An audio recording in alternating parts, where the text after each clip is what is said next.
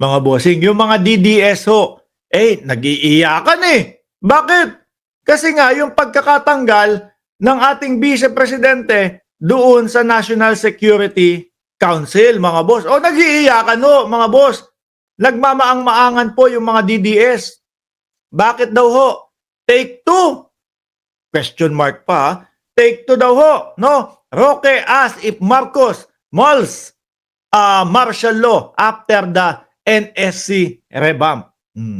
Ang bilis ng utak ni Roque, ano?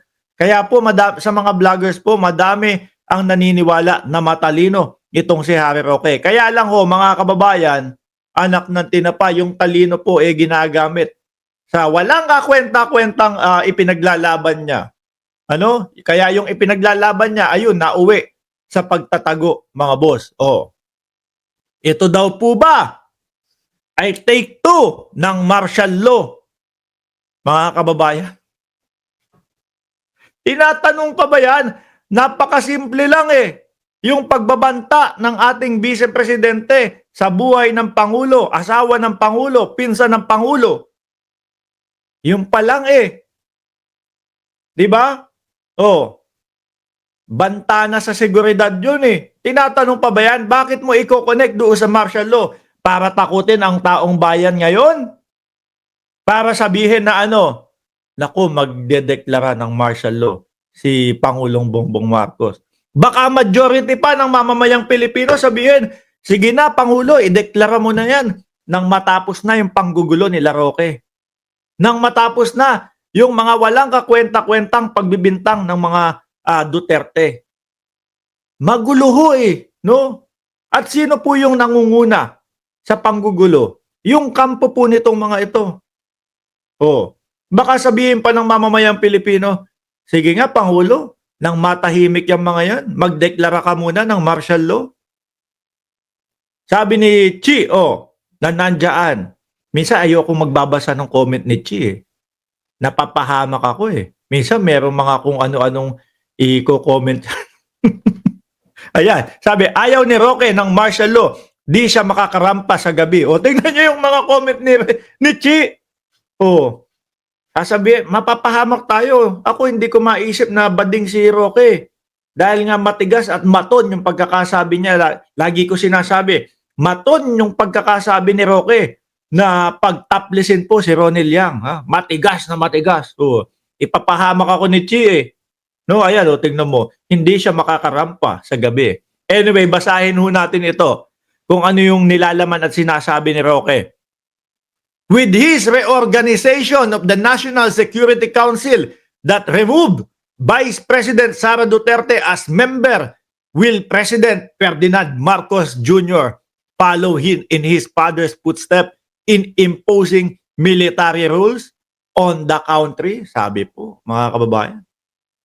Natatandaan nyo po, mga bossing, yung martial law, madami nagsasabi, Mark Ramos, hindi ka pwedeng magkomentaryo doon sa usapin ng martial law kasi hindi ka pabuhay nun. May mga nagkukwento po.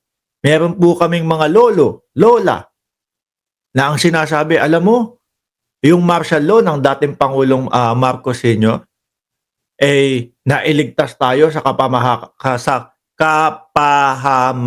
Kailangan kong bagalan Kasi mararambol ko yung pagkakasabi na iligtas tayo sa kapamahakaan. Tingnan nyo, kapahamakan. Bakit daw? Malamang mukha na tayong ngayon. Ano bang mga bansa yan? Mga North Korea. Kung hindi ginawa yun. Ngayon, parang ang nakikita nga natin, ang kilos po, mga bossing, nung mga DDS at etong sila Roque, pagbuwag po sa gobyerno natin. Kaya sabi ko, siguro kung pakikinggan natin ang boses ng mamamayang Pilipino, majority ang magsasabi, Pangulo, sige, mag-martial law ka muna. Kasi ang gulo-gulo na yung mga yan. Panay panira, panay pagpapabuwag sa gobyerno ng Pilipinas ang nais. Para maiwasan yung bumagsak ang ating gobyerno at kung saan-saan mapunta ang Pilipinas dahil po sa ginagawa nitong mga to. Lawyer and former lawyer si Roque, nakita nyo. Lawyer and former Malacanang spokesperson Harry Roque posed this question on Friday night hour after Marcos issue Executive Order 81 that removed the Vice President and past President of the country as national security member. Uy! Sabi niya dito, bakit wala sa NSC si BP Sara? Tinatanong pa ba yan? Tinatanong pa ba yan? Alam naman natin na kayo dyan, maka-China. At alam naman natin na kung ano ang ginagawa na pambubuli at ginagawa ng China sa atin sa West Philippine Sea. Tinatanong pa ba yan? Bakit daw wala sa national security ang ating Vice Presidente? Sabi dito, uy, bakit wala sa NSC si BP Sara, Tatay Digong, GMA at ERAP? Yan daw mga kababayan. Noong panahon ni Senior, ganito rin nung nagdeklara ng martial law.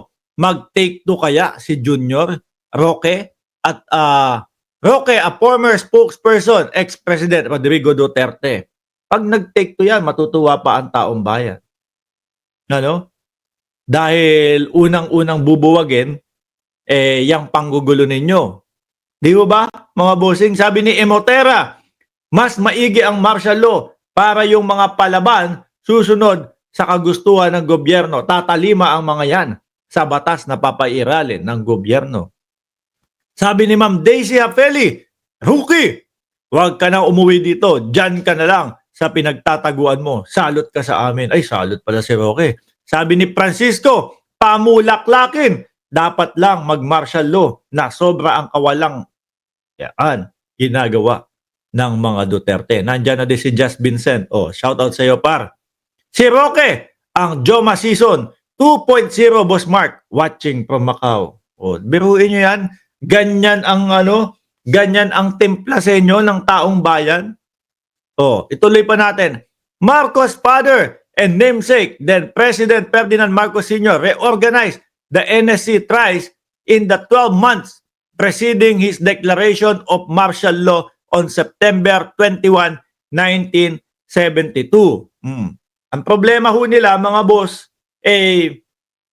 kung yung mga 1800s, yung mga 1980s, mga bossing, wala pang masyadong mga social media, no? Wala pa tayong masyadong pagpipilian. Kaya yung mga fake news na ipinakalat nila, yun lang ang napapakinggan ng taong bayan. Ngayon, napakarami na pong pagpipilian. Yun nga, kita nyo, yung iba sa inyo galing na kay Direk Freddy Valera.